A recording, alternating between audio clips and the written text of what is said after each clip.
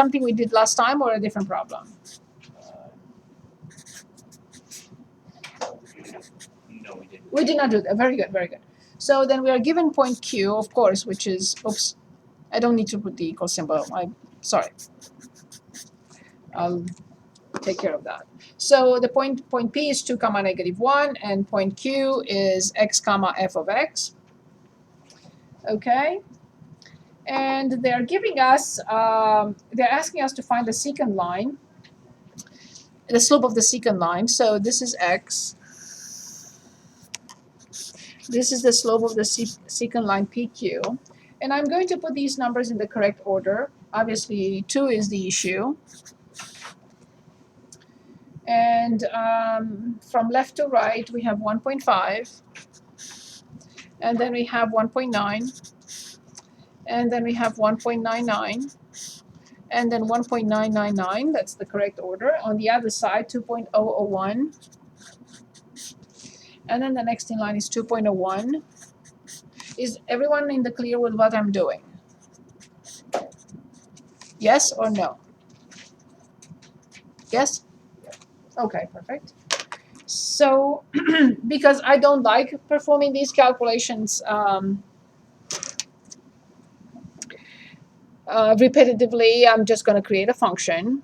So the function, which is the slope of the secant line PQ, will be y2 minus y1 over x2 minus x1. Is that clear? 1 over 1 minus x minus negative 1, which is positive 1 over x minus 2. Is this understood? Is this function clear? Yes? John, is that okay? y2 minus y1 over x2 minus x1. Okay, so we'll put this function in. Before then, though, since we're here and since you came up with this problem, I'd like to perform some operations here and simplify this fully. If possible, let's give it a shot. So where is my starting point?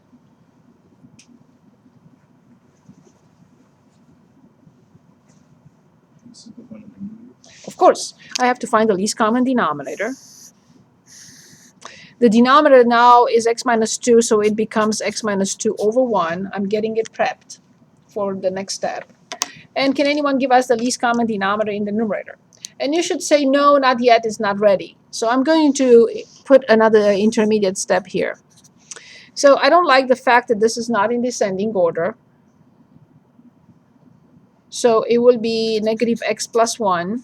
But then I want to factor out negative 1. And I will put a negative in front, like this.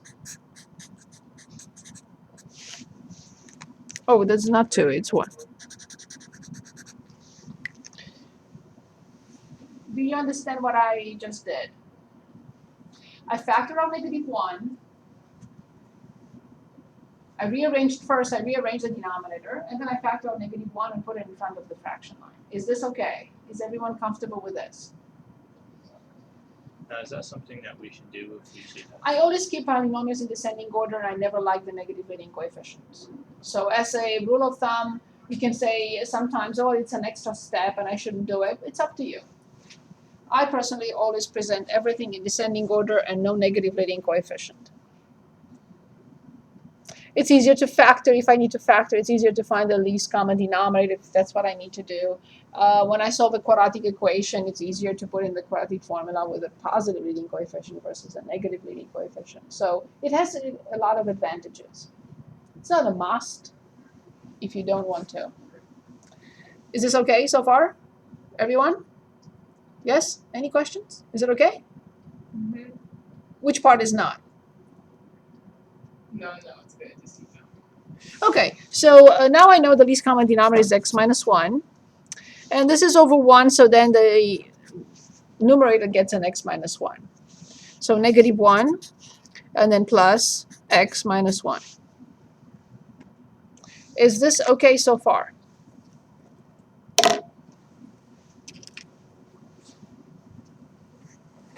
Yes, everyone? Please say no, don't be shy. Is it okay? Good, so now the numerator is x minus 2 divided by x minus 1, and I need to multiply by 1 over x minus 2. we know for sure x cannot be 2. Because if x is 2, then we're in big trouble, right? X cannot be 2, and we know that. So I will simplify, and I get 1 over x minus 1.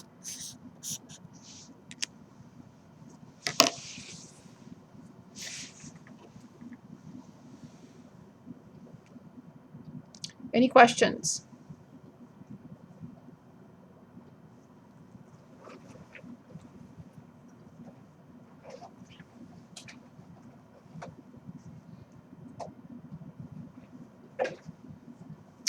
So this is a simplified form. This is not what we are asked to determine. I insisted, I said, okay, let's simplify the this function that we created. We're going to plug it in. Of course, I can plug it in like this and determine all the numbers I need, or I can plug it in like this and determine all the numbers I need. It's up to you. But eventually, we are really asked to determine what? So the problem, if you read the problem, it says, if q is the point x comma 1 over 1 minus x, use your calculator to find the slope of the secant line PQ, as we did last time, and we plugged in those numbers. Using the results of part A, guess the value of the slope of the tangent line to the curve at P, 2 comma negative 1. And then using the slope, find the equation of the tangent line.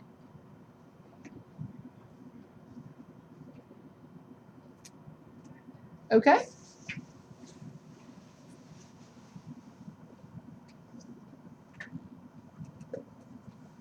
Ready for that? Now, since somehow we were able to simplify x minus 2, and if I want to now determine the slope of the tangent line at P, what do you think the slope of the tangent line at P would be? What will you do to this expression to determine the slope of the tangent line, which is at P, which is 2 comma negative 1? What do you think it will be? Just a wild guess. Say it again. Exactly. So 2 minus 1 will be, and 1 over 1. Okay. So we expect to get the slope of the tangent at P to be 1. We'll see in a moment. Okay? That's our hope. Let's go in with the original function in case you have doubts about the simplification, or go in with this, which is the same thing. So which one would you like to plug in y equals in the graphing calculator? We are not asked to simplify. So let's say we didn't simplify. But then you have to be very careful how you plug it in. So let's go to y equals. Clear everything if you have anything in there. Please don't forget to put parentheses. Since you didn't tell me anything, I'm just going to put in the original slope. So when you put it in the calculator, you must have parentheses around the numerator, you must have parentheses around the denominator, and you must have parentheses around the denominator of the fraction. So careful with that. So parentheses for the top, 1 divided by, in parentheses, 1 minus x. Close the parenthesis, go outside, we're already outside, so plus 1. Close the parenthesis, divide, in parentheses, x minus 2. Sorry, x minus 2. Don't forget to go to second and table now. And I'm going to plug in first 1.5, all those numbers I see there. 1.5, 1.9, 1.99, 1.999. I want to plug in 2. What do you think is going to happen? Just like this. Of course, it's error, correct? Now I want to plug in 2.001, then 2.01, and then 2.1, and then 2.5. I will copy down in the table all these numbers. And now I'm asked to determine the instantaneous rate of change at 2. What will you say? Say it again. Careful, look at the numbers. 1. 1. As expected, as we determined it a few minutes ago by simply simplifying the expression. We will not be able to do that all the time, right? But we were able to perform the operations and simplify fully into 1 over x minus 1. So when we plug in 2, we get 1. So if you don't believe this, you can even get closer than that. So you're going to plug in 2.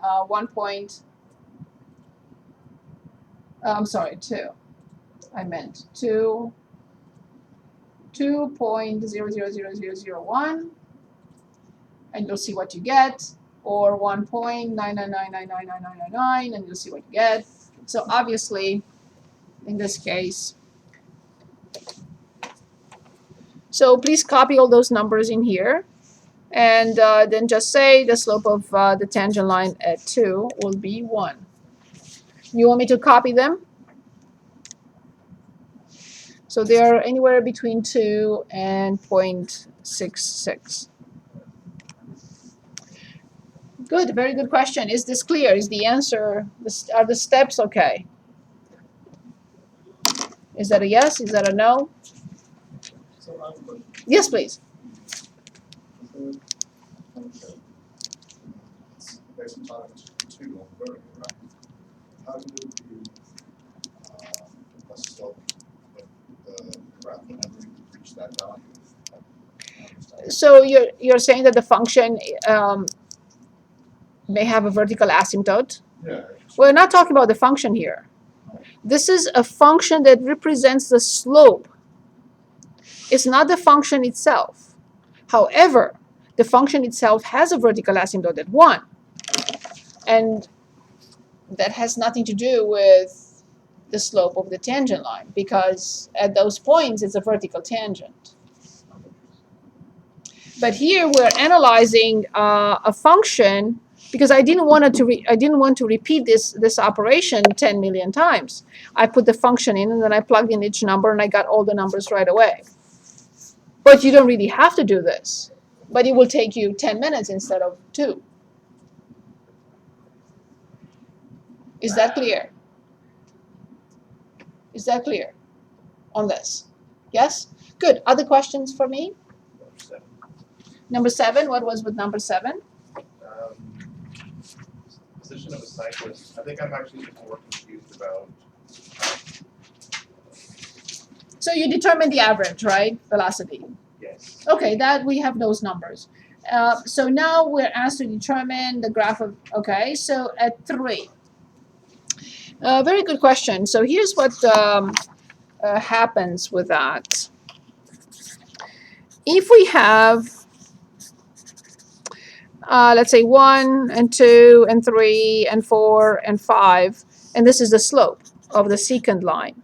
And we're asked to determine the instantaneous rate of change at 3, correct? Yes.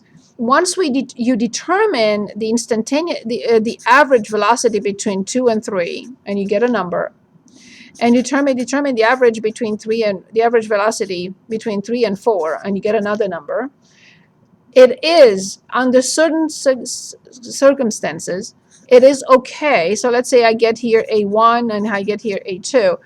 A1 plus A2 divided by 2 as an average of the slopes of the 2 secant lines, as long as they are equidistant, meaning I'm talking about 3 with the other side 2 and the other side 3, not 2 on this side and 10 on this side.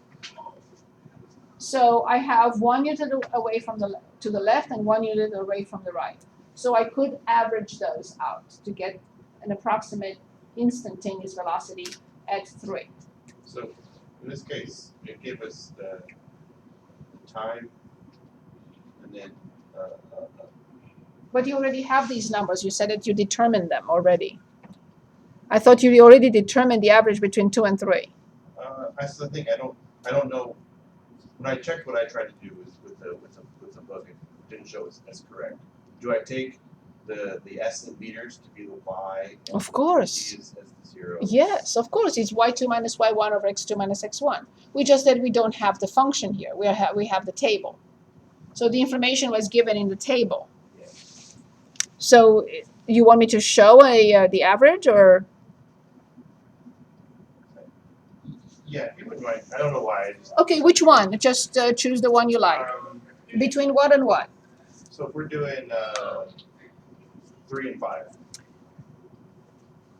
3 and 5, very good. So that's a different story. Then you cannot use 3 and 5 unless you use 3 and 5 and 3 and 1 to determine the instantaneous at 3. So that's fine. So the average between 3 and 5 is f of 5 minus f of 3 over 5 minus 3. And you just copy the numbers.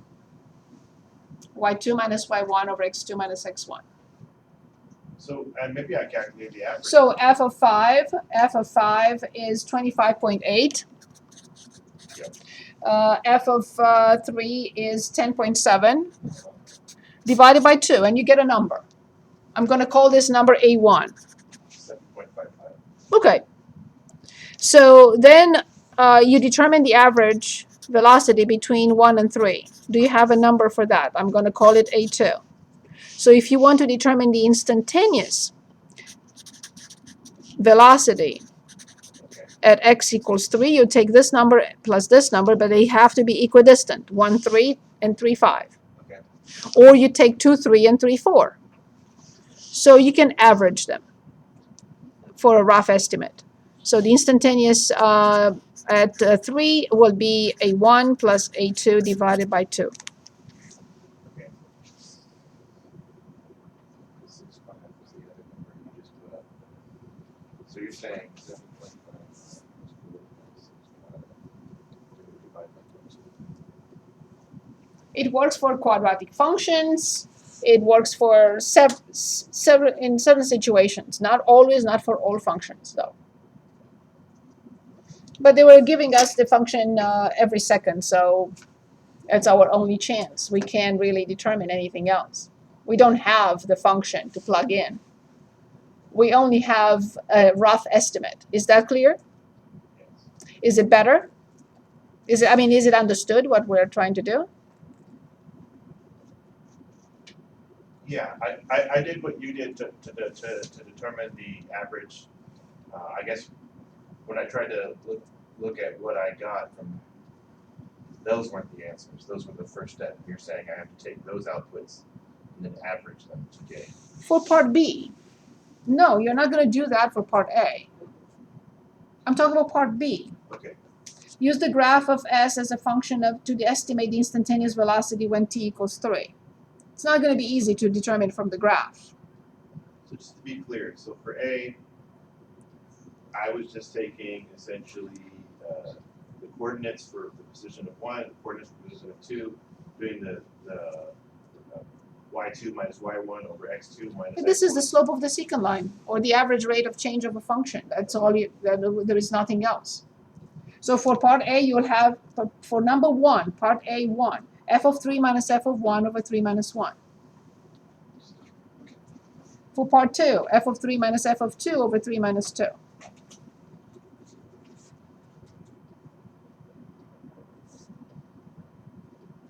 Is that okay? Yeah.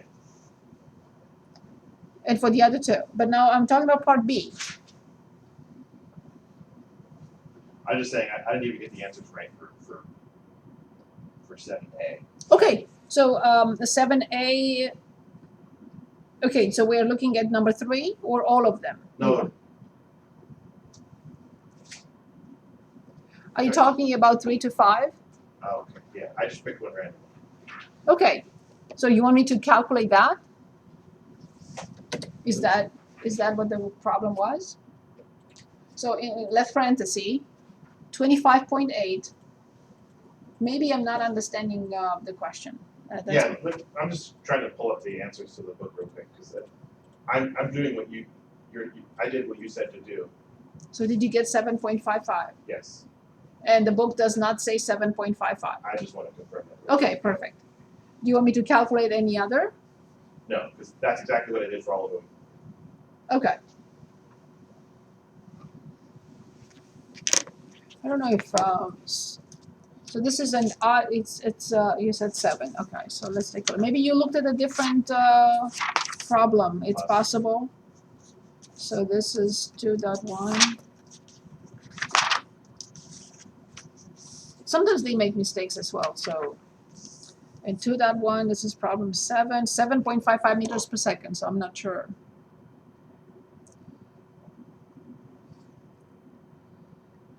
I don't want to hold it up. You're saying it looks like that. I must have put this in the wrong. But that makes me feel good because I did the right thing. Yes. So whatever. So here we got a 7.55 meters per second. So once you determine all those, you can go equidistant, left and right. So you can have the slope between 2 and the average between 2 and 3 plus the average between 3 and 4 and divide by 2, or the average between 1 and 3 and the average between 3 and 5 and divide by 2. So you add this plus this, the average, and divide by 2. They say use the graph. Fine, you can. That's another option. Graph all these points x comma y, x comma y, x comma y, and try to connect them. See, assuming it's going to look like a quadratic function. And then you may be able to read from the graph. A rough estimate will be for quadratic functions will be to go equidistant. One more time, if this is 3, you will not go to 1 and then to 7, right? So 2, 3 with 3, 4. Average them, this average plus this average divided by 2. Or 1, 3 and 3, 5, 2 units away. But it doesn't really matter as long as. No, it doesn't matter. You're still going to have an estimate. You don't have the function. You don't know what it is really. But you're going to have a rough estimate of the instantaneous velocity or the slope of the tangent line at that point. Very good questions. Anything else? Anything else? Okay, in that case, I would like us to work on one function and get ready for our first quiz on Wednesday. So here's a function.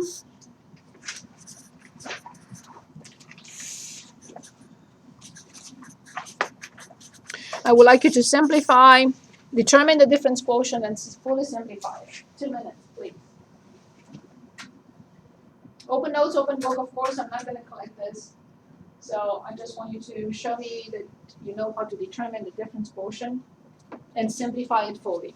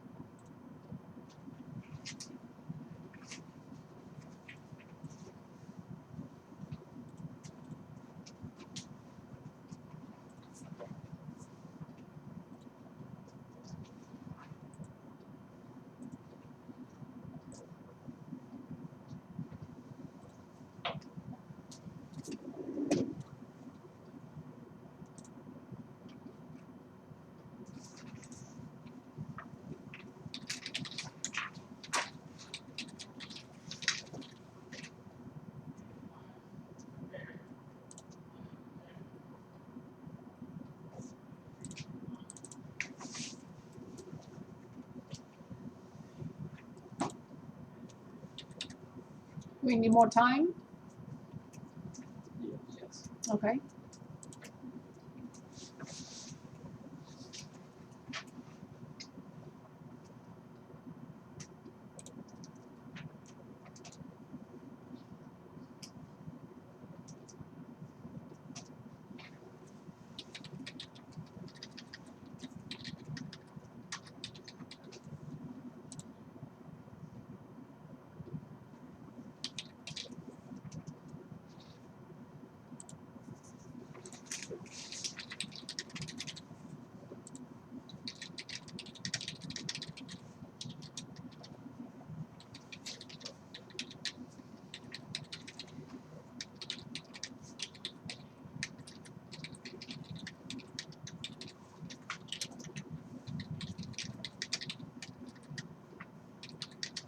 Okay.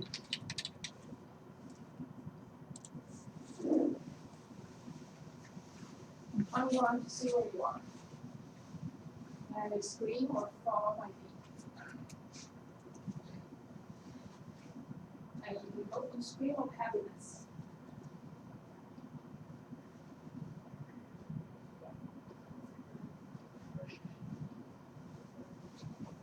Am I screaming of happiness? I'm not screaming of happiness. Not yet. I'm not screaming of happiness. I'm screaming. No, come over here. Okay. Oops. What are we doing? So what is going on?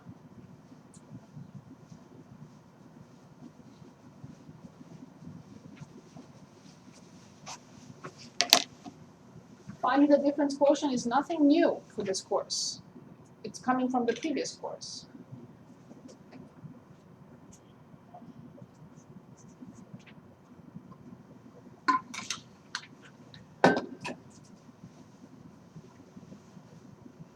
Okay, I don't like what I see, so let's start. So the difference quotient has to be memorized moving forward. F of x plus h minus f of x divided by h. Do we know what that means, first of all? It's almost, not exactly, the instantaneous rate of change at a point of a function at a point, almost the slope of the tangent line at that point. Almost, not exactly. Because we know P and Q are not the same point. Is that clear? Almost. Okay. So these pieces cannot be touched. You can't do anything there. But in order to find f of x plus h, we write 2 x plus h minus 3 over x plus h minus 4. We had examples last time. So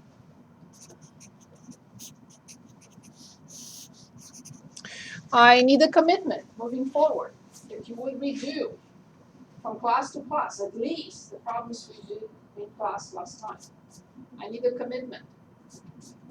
As many times as needed before you say, I got it. I can reproduce it on my own. Especially because you have this. You can rewind the tape 10 million times if you want, okay? Is there a commitment, everyone? Yes? Please. Don't let me down, please. I can't do this by myself. Okay, so that's our first step. The next step is 2x plus 2h minus 3 over x plus h minus 4 minus 2x minus 3 over x minus 4. Everything divided by h. Every time we calculate the difference quotient for any function, two things have to happen. What is the first thing that eventually will come to that? Not right now, but what is the first thing that has to happen? Right, the next step. But every time we calculate, that's perfect. But every time we calculate the difference quotient, eventually all terms without h from the numerator will go away. And the next step must be, eventually, this will go away. However, the final answer will not be h-free. It will still have h in it. Correct? Okay. So yes, the next step is indeed the least common denominator, which is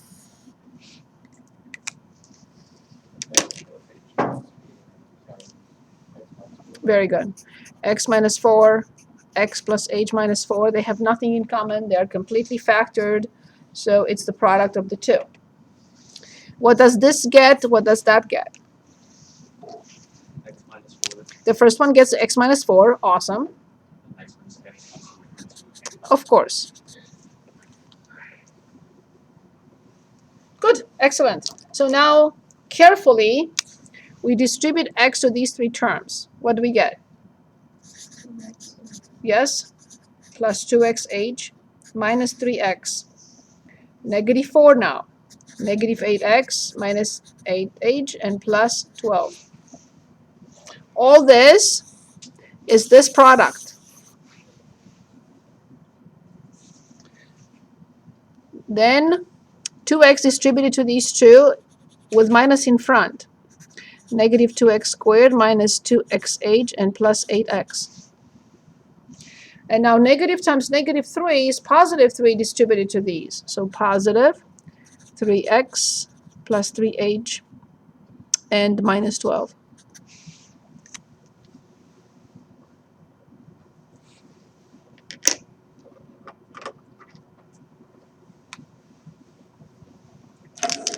Okay, so now as expected, we say goodbye to several of them.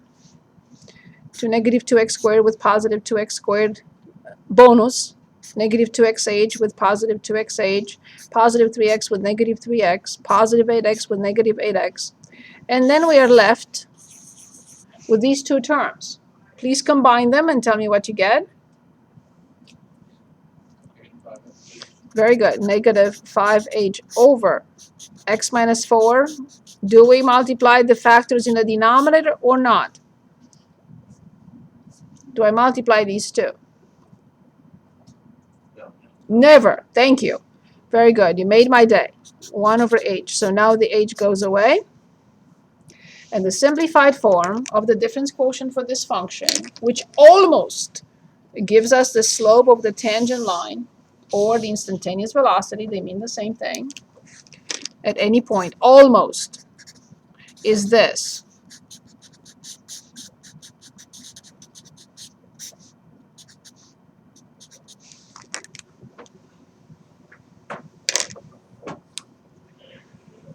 Any questions, please?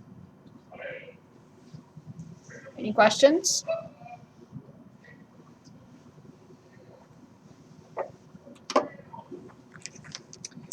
Okay, we're moving forward. Yes?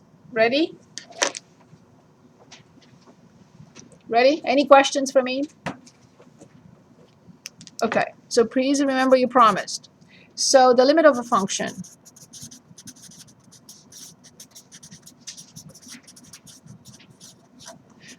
Because we want to make headway.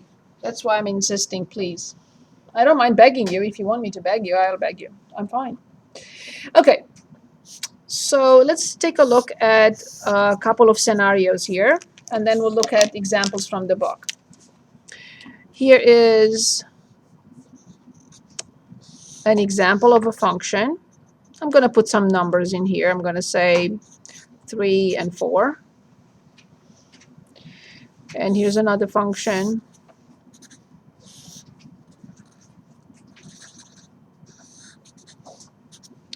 And I'm going to say this is 2, this is 3, and this is 5.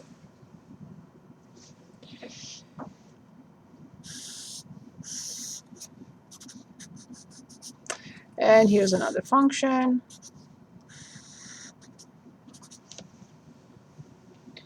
So let's analyze each function. Assume that I come from this side of 3.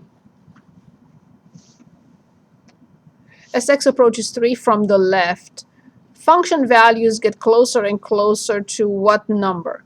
4. Excellent. Do we all see that? Now, assuming that I come from this side with numbers larger than 3, function values get closer and closer, closer and closer to 4. We are going to use a limit operator. Do we know other operators? Many. This is an operator. This is an operator.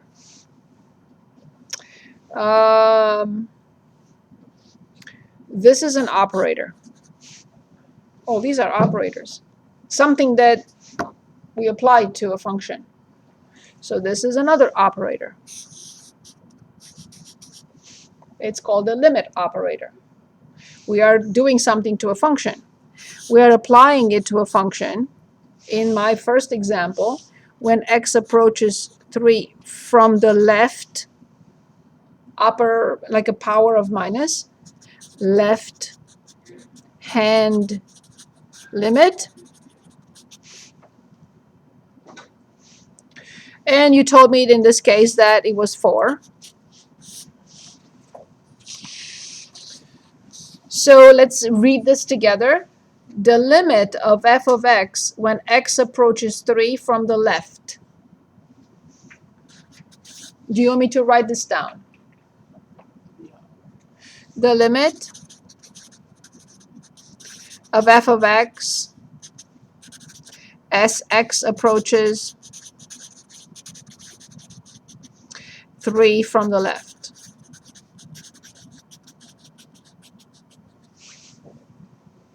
In the same way, you told me that the limit of f of x as x approaches 3 from the right.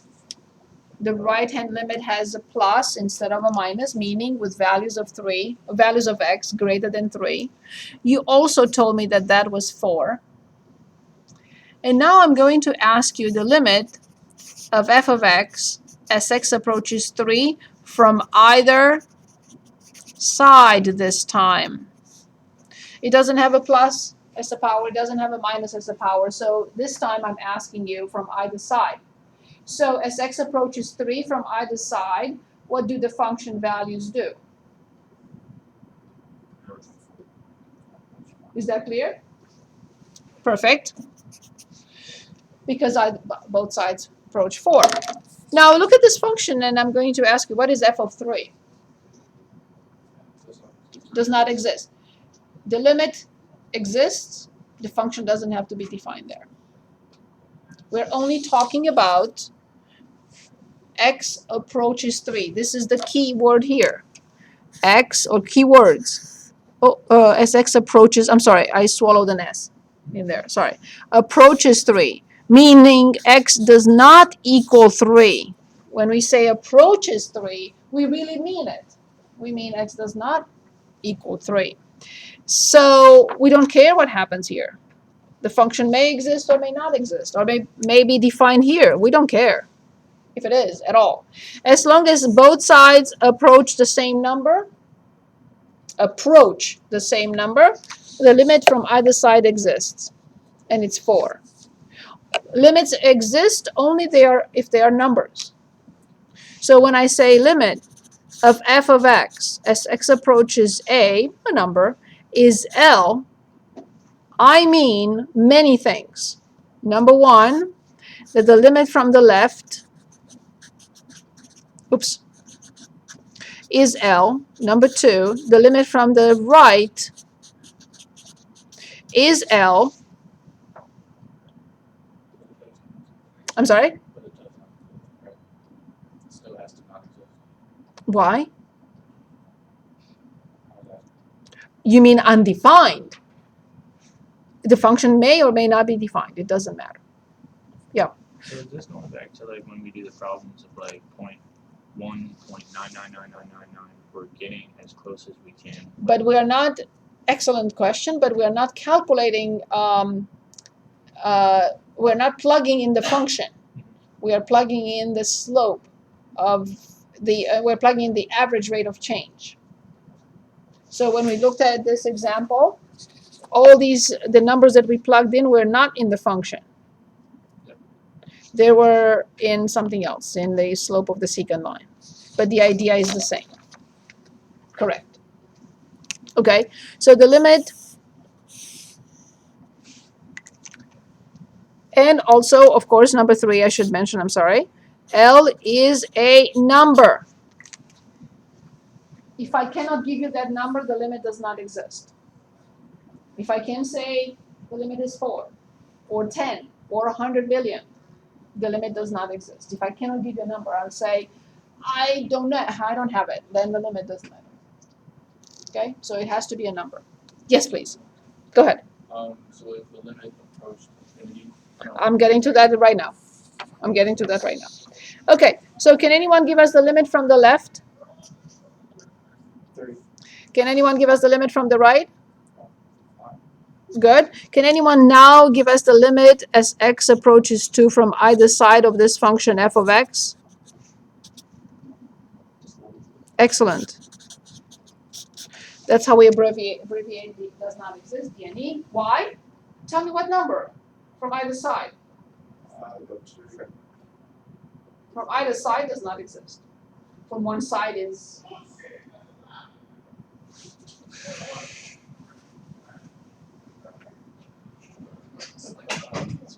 So the limit from the left is 3, the limit from the right is 5, and from either side I don't have an answer. So are you just saying like when the limits from either side are not the same? The limit from either side does not exist. Excellent. Okay, so let's take a look at this. So let's say this is x equals 5. The limit from the left. Perfect. The limit from the right. Good. And the limit from either side of this function when x approaches 5 is? Good. It's still DNE. But I'm not allowed to write DNE. Because this is infinity. It's not a number. So the limit doesn't exist. But I'm not allowed to write DNE. I have to write infinity. DNE is when this side is 1 going to infinity and this one goes to negative infinity. That would be DNE. But if both sides go to infinity, I have to write infinity, but it's still DNE because it's not a number. So now let's look at a couple of graphs in the book.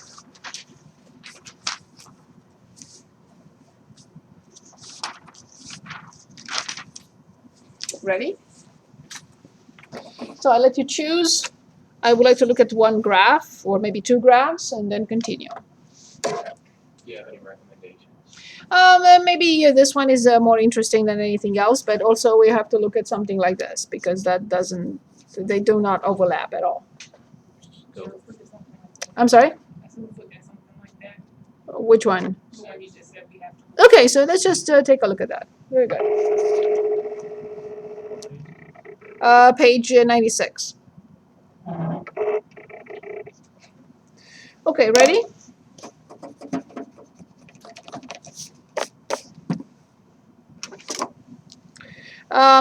First question, the limit from h of x as x approaches -3 from the left. -3 from the left. So this is 1, 2, 3, 4. So this is -3 and so on and so forth. So what will you say? -3 from the left is?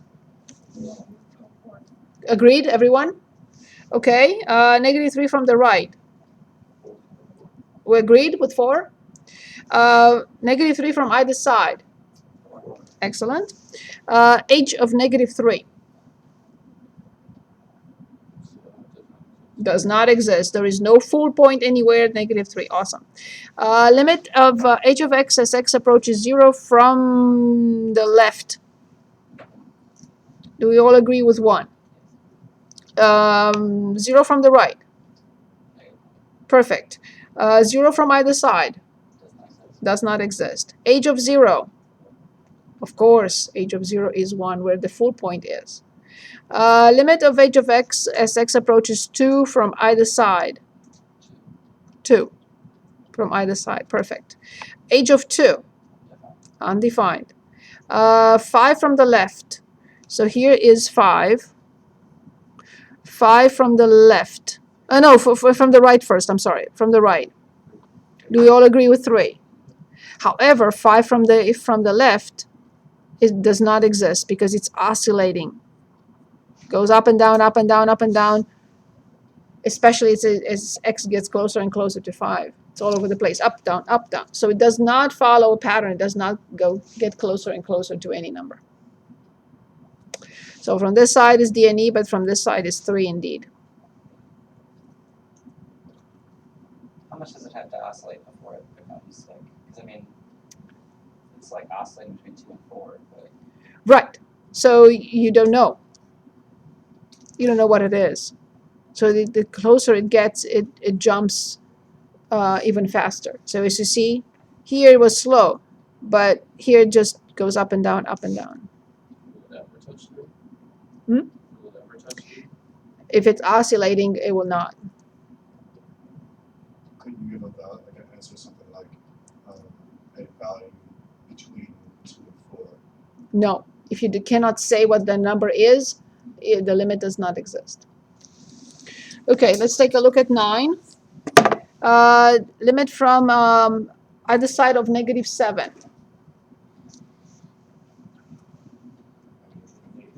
What does this make? What does this represent now for the function then? Yes, x equals -7. -7 is a vertical asymptote. Okay. Either side of -3. And then x equals -3 represents what? Perfect. What about either side of 0? Positive infinite, which means x equals 0 is? Good. Finally, what about 6? The limit from the left? The limit from the right? The limit from either side? What is x equals 6 for this function? Perfect. Okay, I'd like to look at this function for a second. So we have a function, it says a patient receives a 150 milligram injection of a drug every 4 hours. The graph shows the amount of f of t of the drug in the bloodstream after t hours. Find these limits. Okay, so let's talk about that. It was just about 12 hours.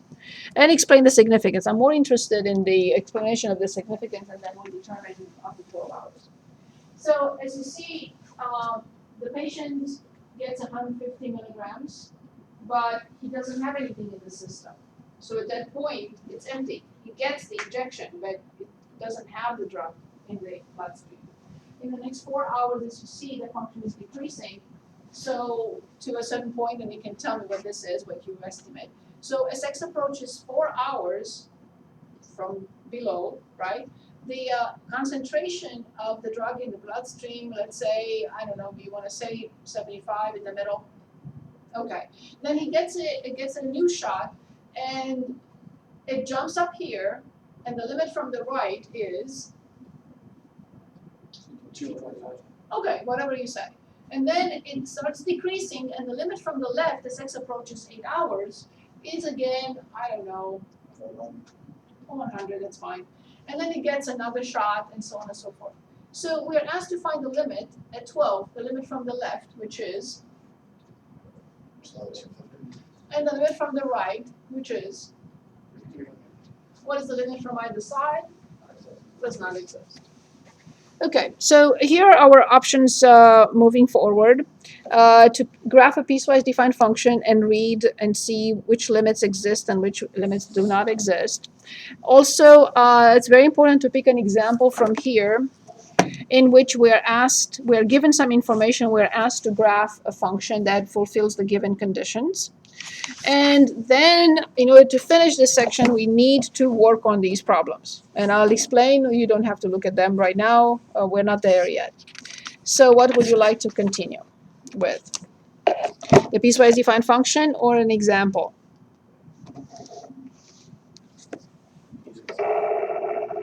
Say it again. Okay, so let's start with the piecewise defined function. Perfect. We had an example last time, or sometime last week. So let's practice with this one. So let's say 11 on page 97. We're given a function, extremely important type of problem. We're given 1 plus x for x less than -1. We are given x squared between -1 and 1. And we are given 2 minus x for x greater than or equal to 1. So first of all, we're asked to graph this function.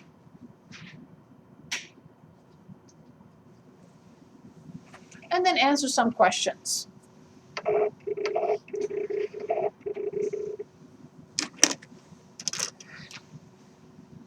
If you know and you are comfortable with a different method, forget about mine. You're not hurting my feelings. But I recommend this method. I will replace this by the interval negative infinity, negative 1 with a parenthesis. I will replace this with the obviously bracket negative 1, 1 with a parenthesis. And I will replace this with the bracket 1 to infinity. Would you agree with that? And the first thing that I should ask you is this. Whenever we have to graph a function, the very first step must be the domain. Because I don't know what to plug in and where and how. So this serves two purposes. One purpose is to identify the domain. And the second purpose you'll see in a minute. So I have everything to the left of negative 1. I have negative 1. I have everything between negative 1 and 1. I have 1, and I have everything to the right of 1. So what is the domain of function f? Not of each piece, but the function itself, which consists of 3 pieces. All your numbers. Good.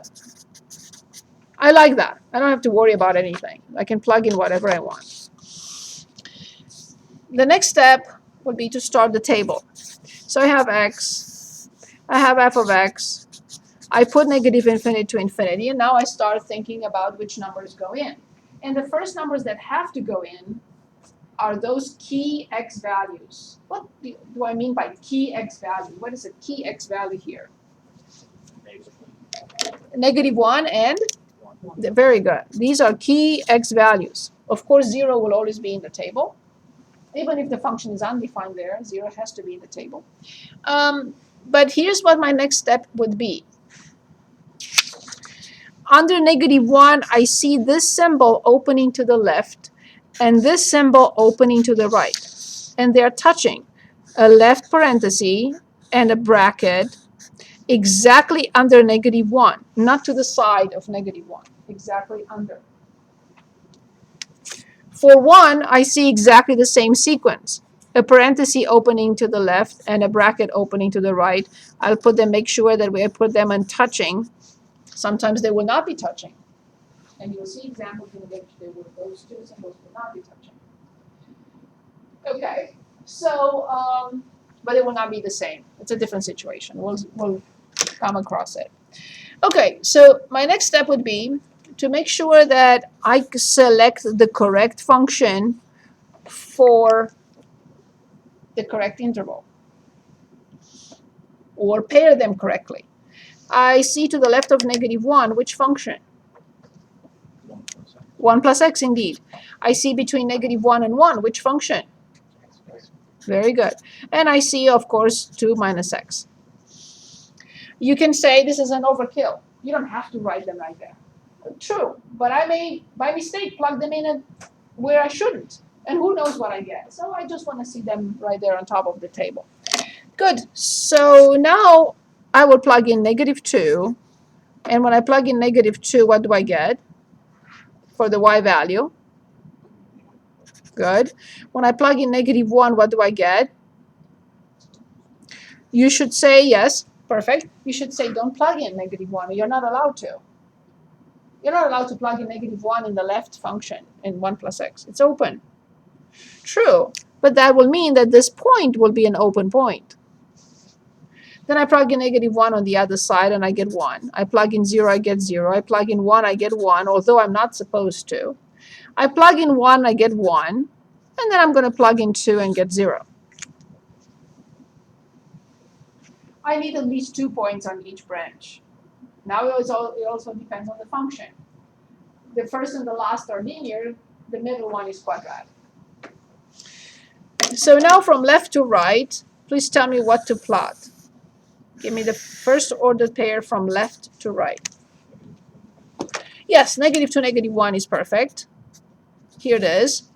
Then you will say negative 1, 0, but you will say make sure that you leave it open. No one can extend this graph to the right. It's done. So we're done with this piece. The next ordered pair, and I'm going to graph with a different color. The next ordered pair is negative 1, 1, which is a full point. The next ordered pair is 0, 0, and the next one is 1, 1. But this is quadratic. The reason why I should have left it open first, but since these two numbers are the same, If I leave it open, then I have to come back and close it anyway, because these two are the same. So then in 2 comma 0 is this not ordered pair, and I'm done. Oh, I wanted to use a different color. Sorry, let me put blue. So this is the function. Now, without even looking at the graph, can you tell me what is the limit from the left-hand side when x approaches -1? The limit from the left is? 0. The limit from the right is? 1. The limit from the left as x approaches 1. The limit from the right as x approaches 1. However, there is one particular x value for which this function does not have a limit from either side. Which value? It does not have a limit from either side. That's it. So only limit of f of x as x approaches -1 from either side is d and e. At every other point, at each and every point, the function has a limit from the left, a limit from the right, and they are both the same, and the function has a limit from either side. This is the only point, because the limit from the left is 0 and the limit from the right is 1.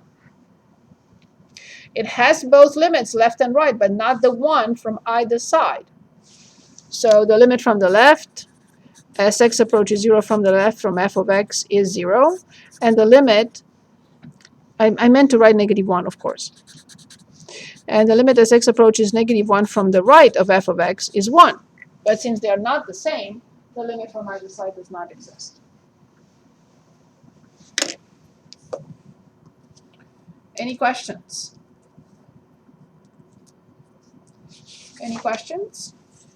So, what is the answer to that? The limit exists everywhere except at -1.